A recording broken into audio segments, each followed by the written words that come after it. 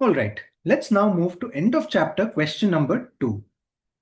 ABC Limited has 3 cash generating units A, B and C, the carrying amounts of which as on 31st of March 2011 are as follows.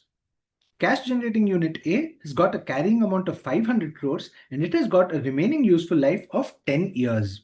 Now remember, within the cash generating unit A, there will be multiple assets, all right? There will be multiple assets whose aggregated carrying amount is 500 crores and whose remaining useful life as a total is 10 years. All right, so A is not a single asset, but it consists of a group of assets. CGU represents the smallest group of assets which are capable of generating cash flows on its own. So this might actually contain multiple assets.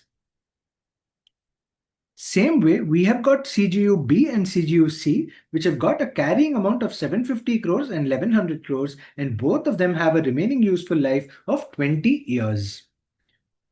ABC Limited also has 2 corporate assets which have a remaining useful life of 20 years. All right, there are 2 corporate assets X and Y. Assume that these are buildings, building X and building Y, and they are actually having a carrying amount of 600 crores and 200 crores.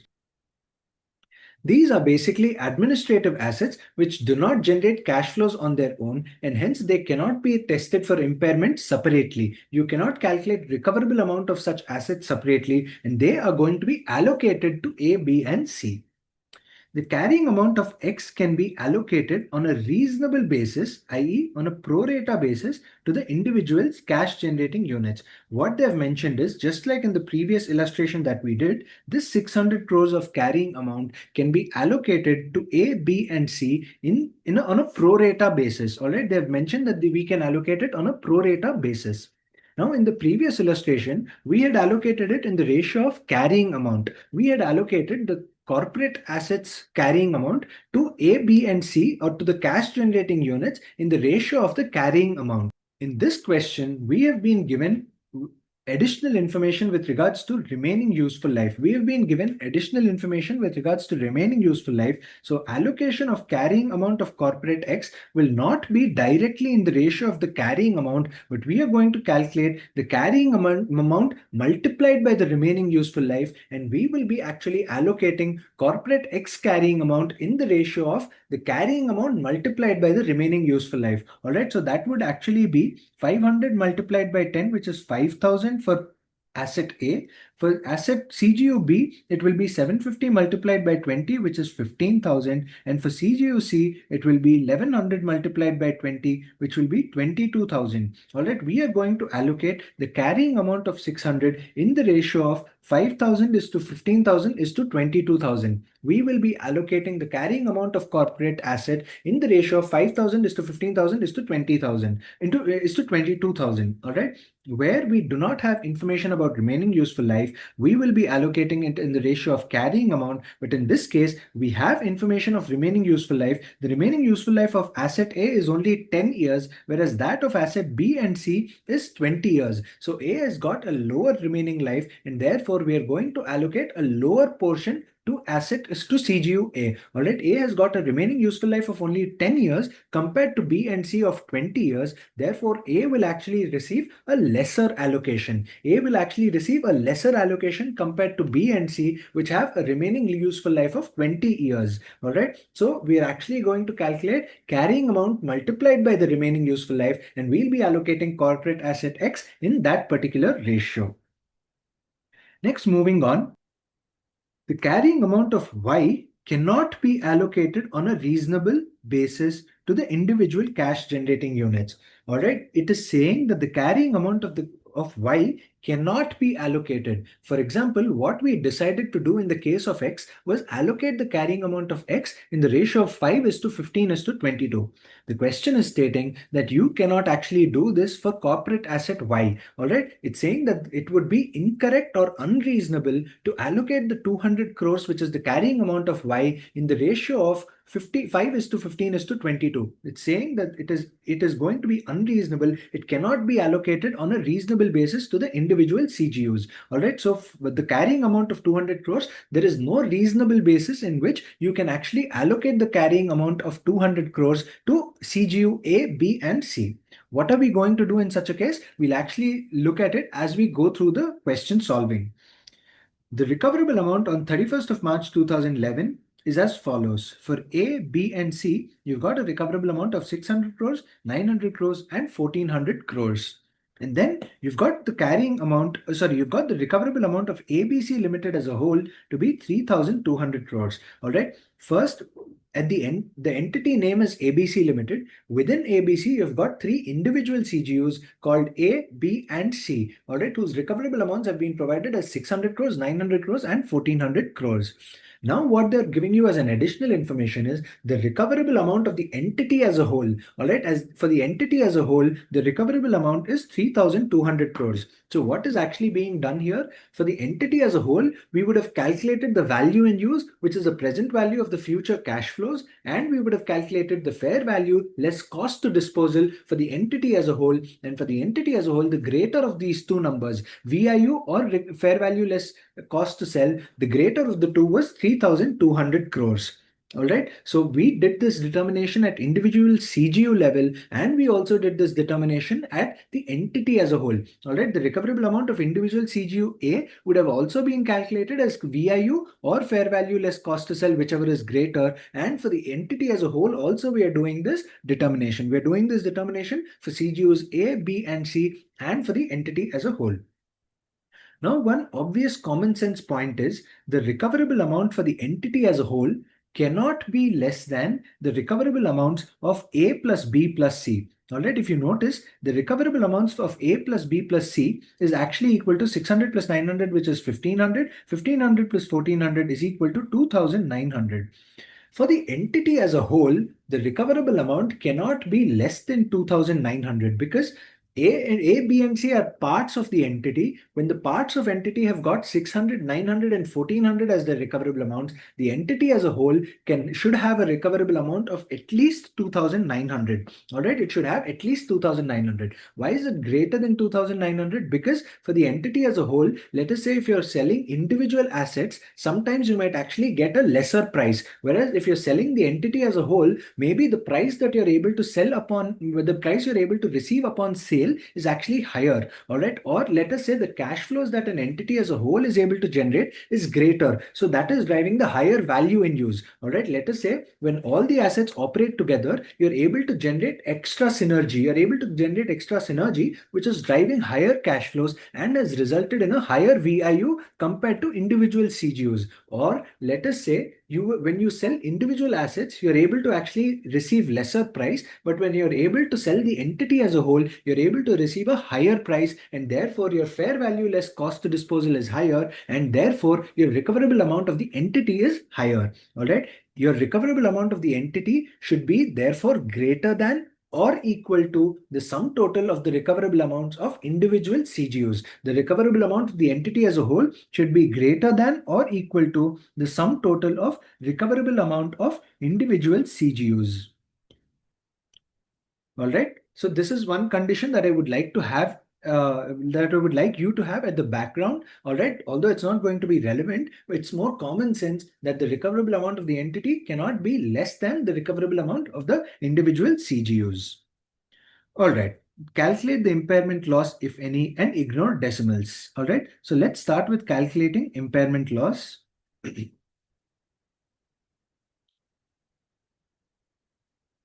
So we've got CGU A, we've got CGU B, and we've got CGU C. All right. The carrying amount of CGU A, B, and C was equal to 500, 750, and 1100. All right. So it was 500, 750, and 1100.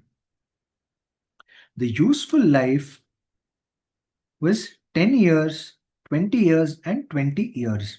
All right. Now, A has got a lower useful life. Therefore, the allocation of corporate X to A should actually be lesser. All right. Generally, in the previous illustration, what we did is we allocated the corporate assets in the ratio of 500 is to 750 is to 1100. All right. In the previous question, the approach was to allocate the corporate X value in the ratio of 500 is to 750 is to 1100. But in this question, we have been given this additional information, which is the useful life of individual CGUs. Now, A has got a lesser useful life. Therefore, what we want to do is we want to allocate a lower number or a lower allocation to CGU A. All right. So how we are achieving that is by actually multiplying carrying amount multiplied by the useful life. We're doing carrying amount multiplied by useful life, which is equal to 5,000, 15,000, and 22,000.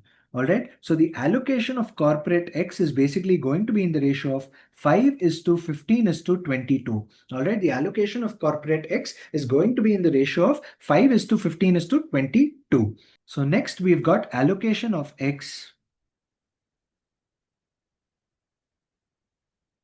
The total cost was the total carrying amount was rupees 600 crores.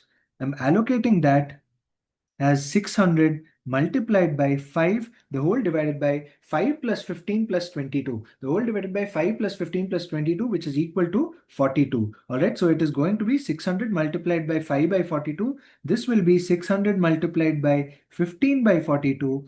And the last one will be 600 multiplied by 22 by 42. All right, so it's going to be 600 multiplied by 5 by 42 multiplied by 15 by 42 and multiplied by 22 by 42. All right, we're going to allocate it in this particular ratio. Let's actually start plotting the numbers. It is 71.43. The question actually said ignore decimals, but I will ignore them, but I'm actually writing it in decimals for first and then I will later round it off. All right, this is 214.29 and the last one is going to be 600 multiplied by 22 divided by 42, which is equal to 314.29. All right, so this will get rounded as 71. This will get rounded as 214 and this will get rounded as 314. All right, the sum total of 71 plus 214 plus 314, the sum total of 71 plus 214 plus 314 should be equal to 600. All right, the sum total of all these numbers should actually be equal to 600. It's coming to 599 because of rounding. All right, it's coming to 599 because of rounding. Because I've rounded individual numbers, it's coming to lesser number. All right, for the sake of accurate calculation, what I will do is I will actually change this particular number. I will change this particular number to 72 because that is the closest. All right, this is 71.43. So I'm changing that to 72. All right. Now over here, we are not actually going to consider the allocation of Y. All right, just like how we allocated X, are we also going to allocate the corporate asset Y? The answer is no, because the question actually mentioned that Y cannot be allocated on a reasonable basis to individual CGU A, B, and C. Y cannot be allocated. So it would be incorrect to allocate it on the basis of 5 is to 15 is to 22, or there is no other basis also. All right, there is no other basis in which corporate asset Y can actually be allocated to individual CGUs A, B, and C. So what are we going to do with corporate asset Y? We'll actually look at it at a later point. All right, we'll look at it at a later point. This is step 1 of the solution. We're also going to have step 2, and corporate asset Y will actually have a role to play in step 2. Okay.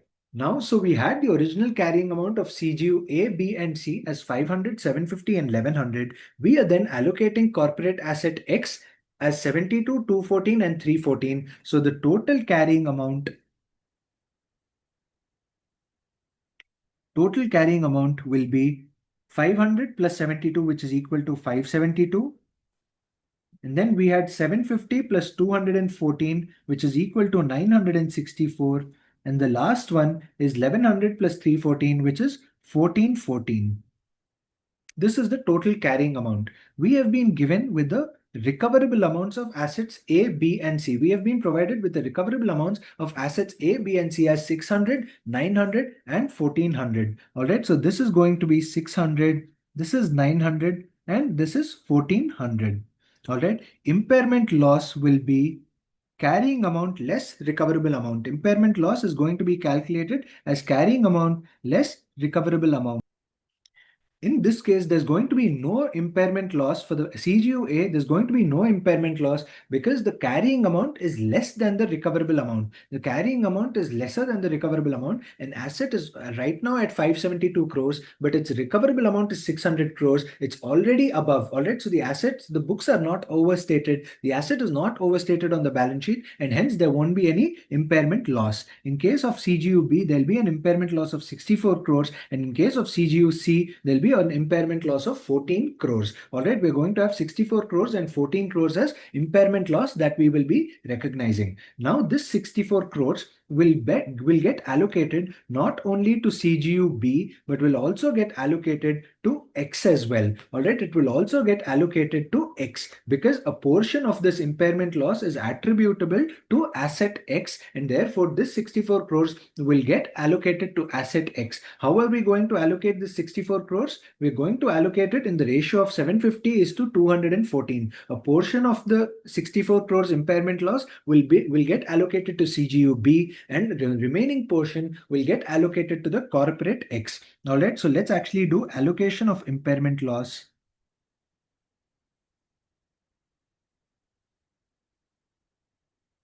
Nothing over here. All right, to CGU-B, it would be 64 multiplied by 750, the whole divided by 750 plus 214, which was equal to 964. All right. So we are going to have 64 multiplied by 750, the whole divided by 964, which is equal to 50 crores. All right. So the allocation out of 64 crores, CGU-B is going to get an allocation of 50 crores. How did we get the allocation of 50 crores? We did the total impairment loss multiplied by the carrying amount of CGU-B, the whole divided by the total carrying amount of CGU-B plus the allocation to corporate X, plus the allocation of corporate X. Okay, so it's 64 multiplied by 750 divided by 964. All right, the exact answer is actually equal to 49.79. Let me write that as well. It's 49.79 and I'm rounding it to 50 crores. Same way, I will also have allocation to corporate X as 64 multiplied by 214, the whole divided by 964. So that is going to be equal to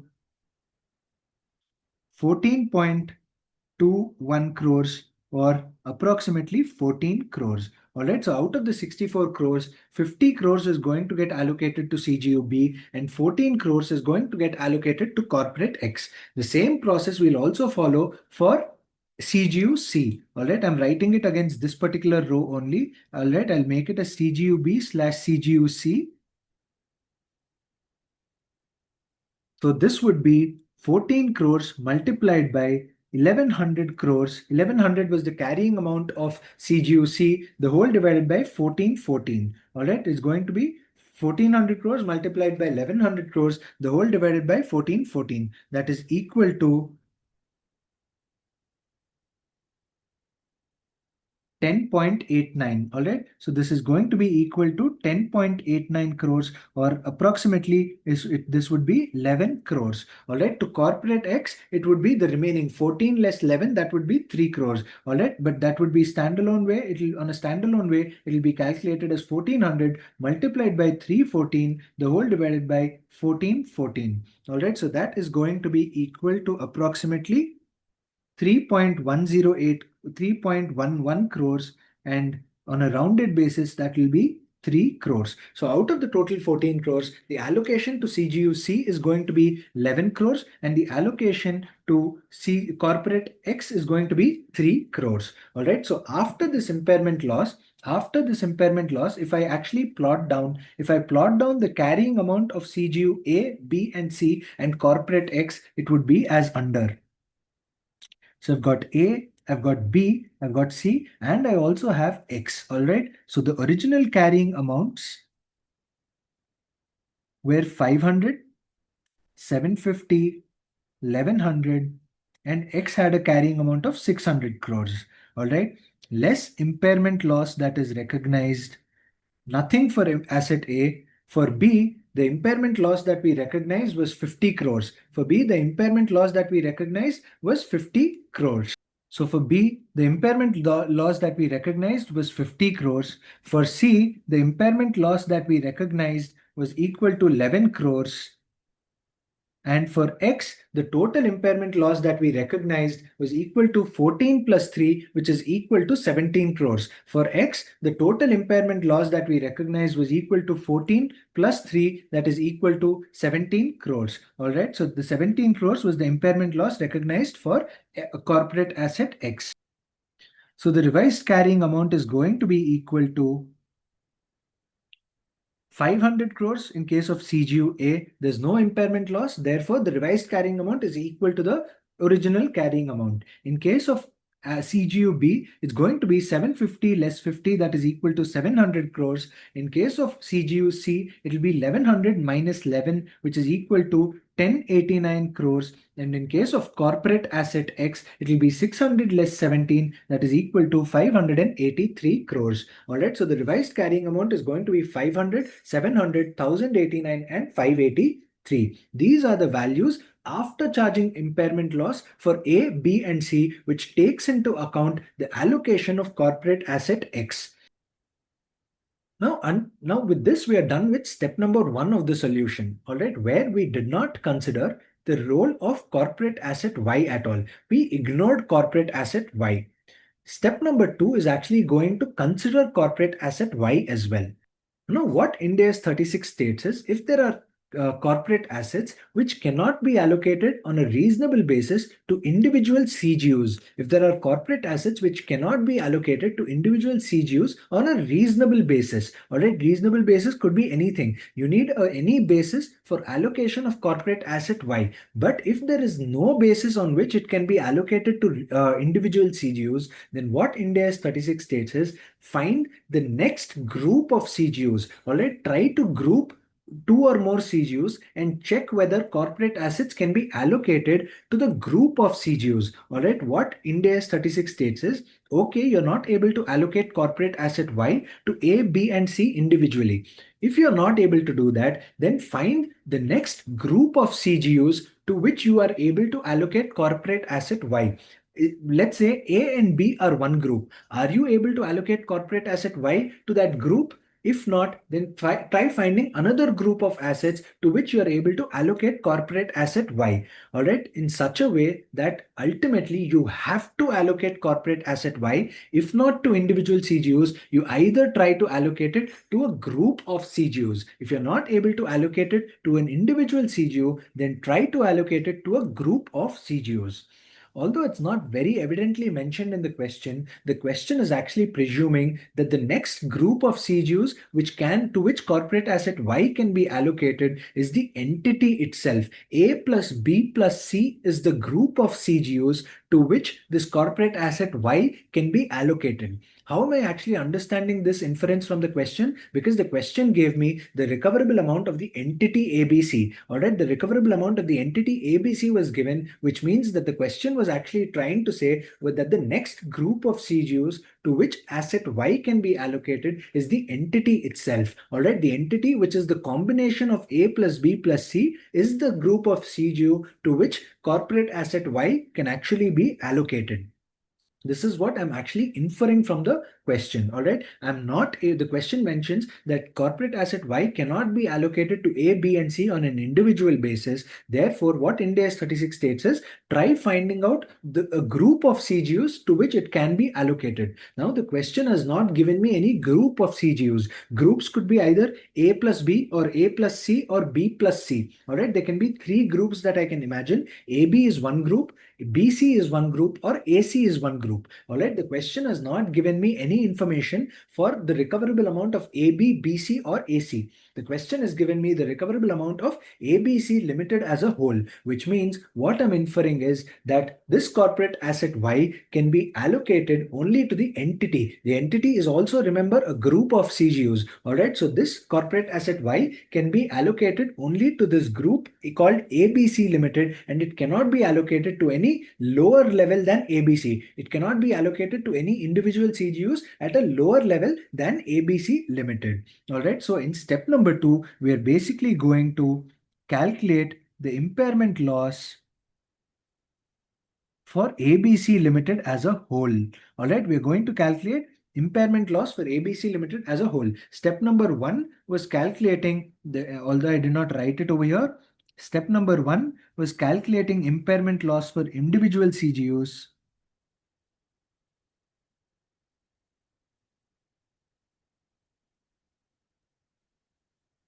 And step number two is the calculation of impairment loss for the entity as a whole, for ABC Limited, which is the entity as a whole. All right. Now for the entity as a whole, we need to calculate the carrying amount of ABC Limited. We are required to calculate the carrying amount of ABC Limited. This will comprise of CGU A. CGU A has a carrying amount of 500 crores, which I'm taking from here. CGU-B has got a carrying amount of 700 crores, which is this number. Then CGU-C has got a carrying amount of 1089 crores.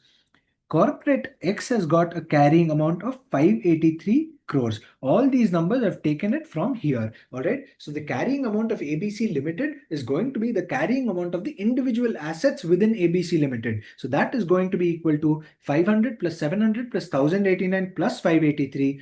Plus you also have got a corporate asset Y. You also now have got a corporate asset Y whose carrying amount in the question I think was 200 crores. All right, the corporate asset Y had a carrying amount of 200 crores in the question. All right, so this 200 crores is also going to form part of the carrying amount of ABC Limited. ABC Limited includes this asset named Y, and therefore for calculating the carrying amount of ABC Limited, we will be using this carrying amount of 200 crores. We're going to add this carrying amount of 200 crores.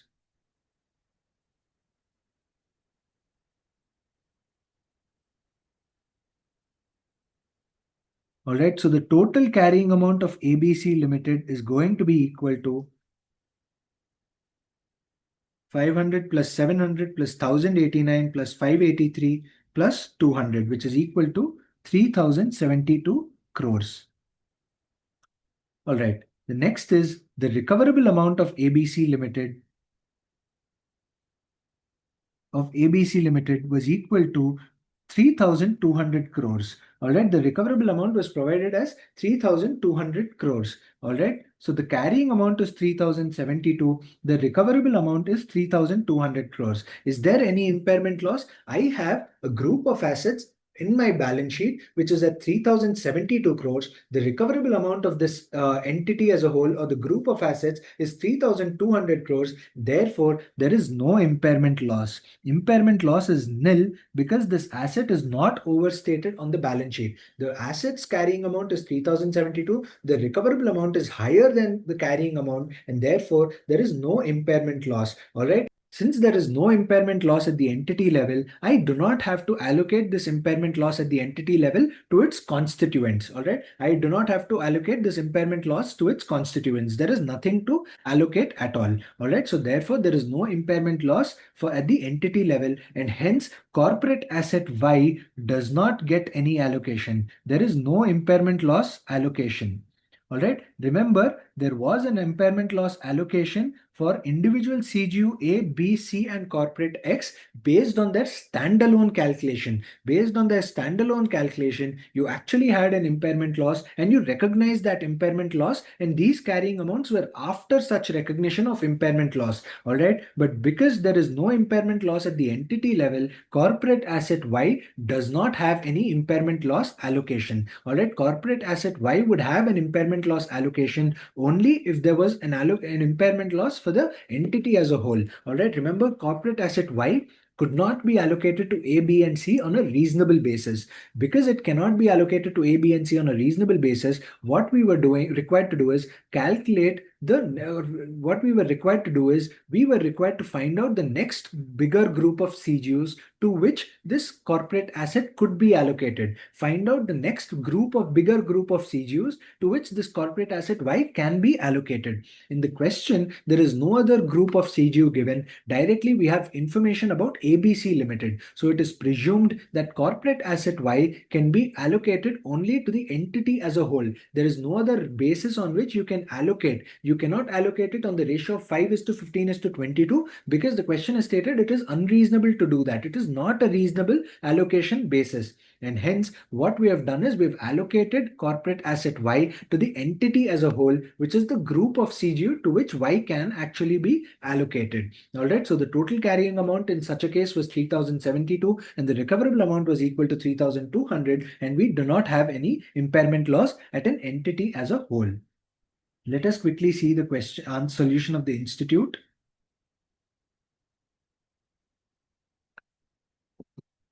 All right. We have carrying amount of 572, 966 and 1412. I think we had 1414 over here and 964 over here. So there's some rounding. That's fine. All right. What maybe they've done some rounding. I think our number was 214 and 314. All right. Our numbers were 214 and 314. I'm actually reasonably confident that we did not make any mathematical mistake, but maybe it's actually purely because of rounding. All right, what they've taken is they've calculated first percentage terms to 12, 36 and 52, and then they have allocated the carrying amount of X. That is the reason there's some minor difference, but otherwise there's nothing need to worry. All right, this minor difference will exist because of ignoring decimals. All right, so we have got an impairment loss, or institute has got an impairment loss of 66 and 12. Our numbers were 64 and 14. Okay, this impairment loss is getting allocated to corporate asset X and other assets. All right. So the B's total impairment loss was 66 crores. C's total impairment loss is 12 crores. They have allocated it to X and other assets in the same ratio as how we did. All right. We had also done it in the same ratio. Now at the total entity level, the recoverable amount was 3,200 crores. The carrying amount was 3,072, including asset Y. All right. Did we also have 3,072? I'm not able to recall. Let me just quickly check.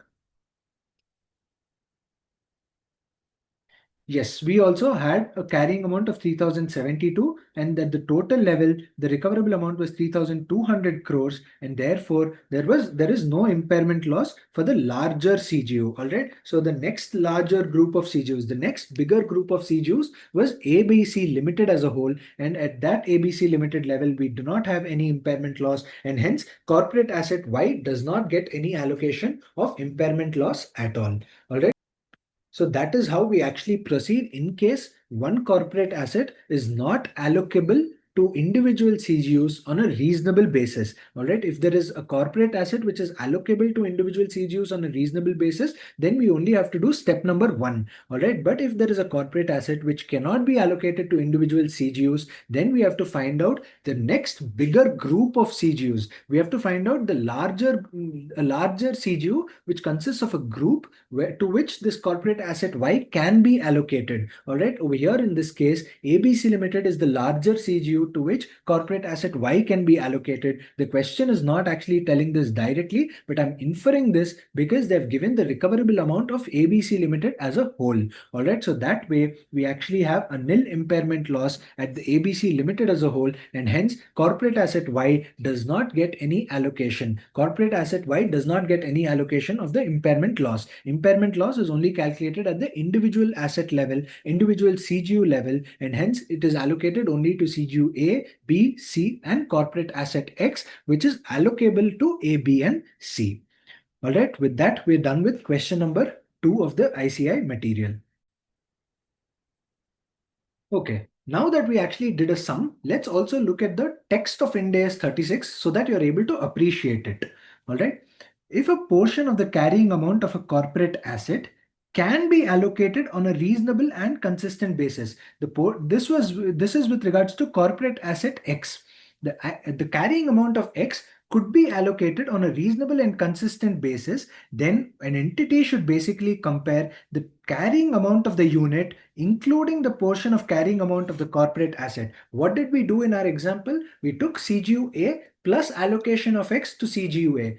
We then took CGU B carrying amount plus the allocation of corporate asset X to CGU B, and same way we did it for C. We calculated the total carrying amount. Total carrying amount was the original carrying amount of CGU A, B, and C plus the allocation of X to CGU A, B, and C. So it is saying that the entity should compare the carrying amount of the unit plus the carrying amount of the allocation with its recoverable amount. Compare this amount with its recoverable amount, and any impairment loss is recognized in accordance with the standard. standard. What we did is we took the carrying amounts of ABC, added the allocation, and this was the total carrying amount. We compared this total carrying amount with the recoverable amount. In case of CGU A, we did not have an impairment loss, but CGU B and C had an impairment loss, and that impairment loss was allocated again to the assets of B and also to corporate asset X. Same way, the impairment loss of C was allocated to the assets of CGU C and corporate asset X. So, all right, any impairment loss is recognized in accordance with this standard. Okay, now let's look at part B. If a corporate asset cannot be allocated on a reasonable and consistent basis, this is basically referring to corporate asset Y. Corporate asset Y cannot be allocated on a reasonable and consistent basis.